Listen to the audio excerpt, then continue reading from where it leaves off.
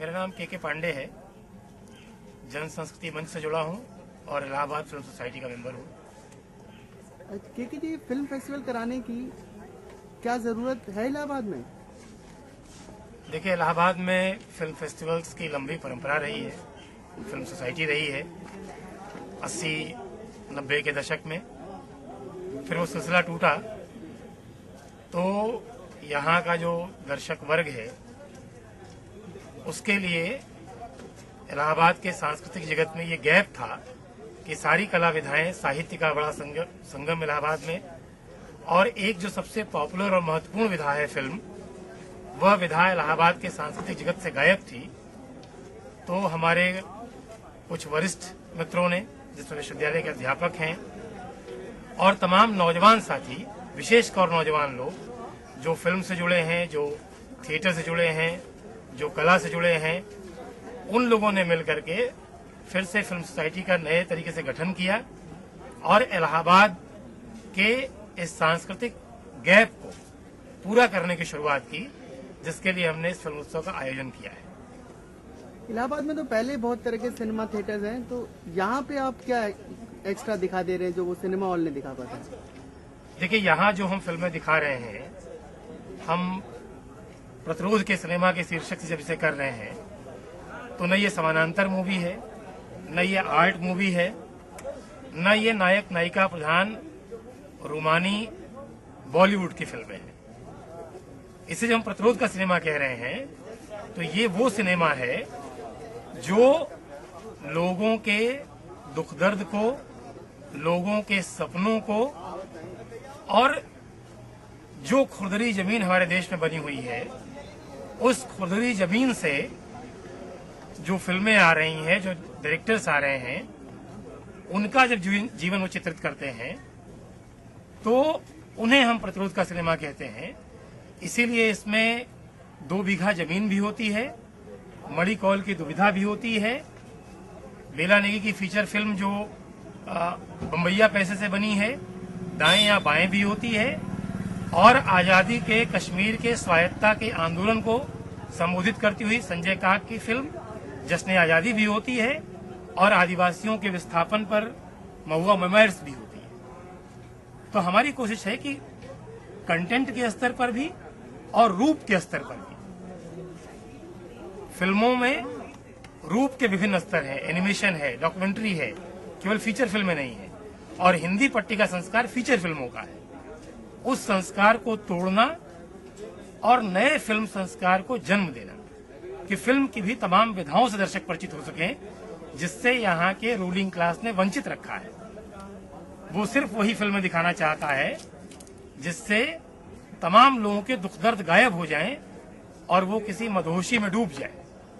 हम फिल्में वो दिखा रहे हैं जो लोगों के दुख दर्द को व्यक्त करे और हमारे देश के भीतर जो कुछ सत्ता संस्कृति घटा रही है, दिमाग को जैसे वो कुंद कर रही है, उसके खिलाफ लोगों के सही प्रतिरोध को, लोगों के उस दुख को, लोगों के उस आक्रोश को, उनके गुस्से को वो फिल्में व्यक्त करें और वो उनके प्रतिरोध के संघर्षों का हिस्सा बने। इसलिए हम ये फिल्मोत्सव कर रहे हैं। और मुझे लगता है कि जिस तरह से भारी संख्या में नौजवानों ने शिरकत की है इलाहाबाद फिल्म फेस्टिवल में, हमारे पास जगह नहीं उन्हें बैठाने की, हॉल खचाखच 2-2 हॉल भर जा रहे हैं। इससे मुझे लगता है कि शायद इसकी बहुत जरूरत थी, जिसकी छोटी सी शुरुआत हम यहाँ कर पा रहे हैं। आप इतना बड़ा फिल्म फेस्टिवल ऑर्गेनाइज कर रहे हैं, इसके लिए आप लोग फंड कहाँ से इकट्ठा करते हैं? इसके लिए पैसा हमने ये तय किया था कि हम कोई सरकारी मदद नहीं लेंगे, हम किसी एनजीओ के पैसे से नहीं चलाएंगे, हम किसी कॉरपोरेट से पैसा नहीं लेंगे। हम लोगों के पास जाएंगे। जब लोगों की फिल्में हैं और लोगों को देखना है तो फिल्म आयोजन का खर्चा भी लोग उठाएंगे। किसी छात्र ने 10 रुपए दिए, किसी कर्मचारी ने 50 रुपए दिए, किसी अध्यापक ने 1000 रुपए दिए। ऐसे करके जो एक बहुत बड़ा समुदाय है जिसे लगातार हाशिए पर डाला जा रहा है, उस समुदाय ने इस पूरे फिल्म फेस्टिवल को फाइनेंस किया है। ये पीपुल्स सिनेमा है, पीपुल्स फाइनेंसिंग है। नहीं, आपको नहीं लगता अगर किसी कॉर्पोरेट जगत से आप पैसा ले लेते तो ये जो आप ऑर्गेनाइज मतलब जो फेस्टिवल करा रहे हैं बहुत इजी हो जाता कराना आपके लिए? देखिए, कॉर्पोरेट जगत पैसा देने को तैयार था। यहाँ रिलायंस की पेशकश थी, यहाँ टाटा तनिष्क की पेशकश थी, यहाँ जेपी सीमेंट की पेशकश थी कि हम पूरा फिल्म फेस्टिवल स्पॉन्सर करते हैं, कितने लाख रुपए चाहिए। बात इसकी नहीं, बात इसकी है कि जिस पूंजी को लेकर के लोगों के बीच में आप जाएंगे, जब हम आदिवासी के विस्थापन पर महुआ मेमोरियल्स दिखाएंगे, जब उपभोक्तावादी संस्कृति के खिलाफ हम बेला नेगी की फिल्म दाएं या बाएं दिखाएंगे, जब कश्मीर के स्वायत्तता आंदोलन पर हम जश्न आजादी दिखाएंगे और हम उस जेपी से पैसा लेंगे जो किसान की जमीनें हड़प रहा है मिर्जापुर में, तो हमारी क्रेडिबिलिटी पर, हमारी विश्वसनीयता पर सवाल उठेंगे, हम दोगले कहलाएंगे। पैसा खा रहे हो कॉर्पोरेट का और बात कर रहे हो जनता की। ये जो गड़बड़ झाला होगा, तब आपको उन फिल्म फेस्टिवल्स में ऐसे दर्शक नहीं दिखेंगे। पूर्वांचल से आया हुआ, गाजीपुर से, आजमगढ़ से आया हुआ नौजवान जो इलाहाबाद में पढ़ने आता है, वो अपनी क्लासेस भी छोड़ करके फिल्में देखता हुआ आपको नहीं दिखेगा उन फेस्टिवल्स में।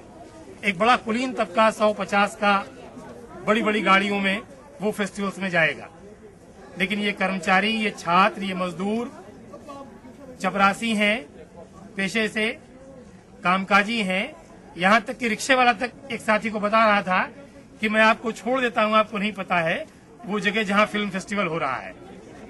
एक पटना से एक सज्जन देखने आए थे, उन्हें ले आकर के वो यूनिवर्सिटी में हिंदी विभाग के पास छोड़ गए। तो वो लोग जिनकी फिल्में हैं, उनके मन में हमारे प्रति एक शंका भी होगी, और हम उन्हीं के उसी कॉर्पोरेट जगत ने जो हमला किया है उसके खिलाफ ये फिल्में हैं, तो उनसे पैसा लेना हमें गवारा नहीं। भविष्य में आगे आप कहाँ देखते हैं सिनेमा फेस्टिवल को? फिर से पूछिए। भविष्य में आप इसे और कहाँ तक ले जाना चाहते हैं आगे? भविष्य में हम इसे, जो हमारी परिकल्पना है कि ये फिल्म फेस्टिवल न सिर्फ एक फेस्टिवल तक सीमित रहे, हम हर महीने में छोटे प्रयास से ही सही लोगों को ऐसी तमाम फिल्मों से परिचित करा सकें, इस फेस्टिवल को और बड़े फेस्टिवल में तब्दील कर सकें, और पूरी हिंदी पट्टी के भीतर हमारा ये प्रयास है जो हमारे साथियों ने मिलकर किया है, जो कुछ शहरों तक सीमित है, इस पूरी हिंदी पट्टी में केरल में जैसे फिल्म सोसाइटीज हुआ करती थीं, प्रोजेक्टर साइकिल तक पर लेकर के इस देश का सबसे बड़ा डायरेक्टर अदूर गोपालकृष्णन केरल के गांव में फिल्में दिखाता था। हम चाहते हैं कि इस हिंदी पट्टी में ये प्रतिरोध का सिनेमा उस परंपरा का वाहक बने कि हम शहर शहर, गांव गांव छोटी छोटी फिल्म सोसाइटीज बना सकें और उनके माध्यम से ऐसी फिल्मों को बड़े मास में तब्दील कर सकें। लक्ष्य हमारा ये है, हम कहां तक सफल होते हैं ये भविष्य बताएगा। शुक्रिया।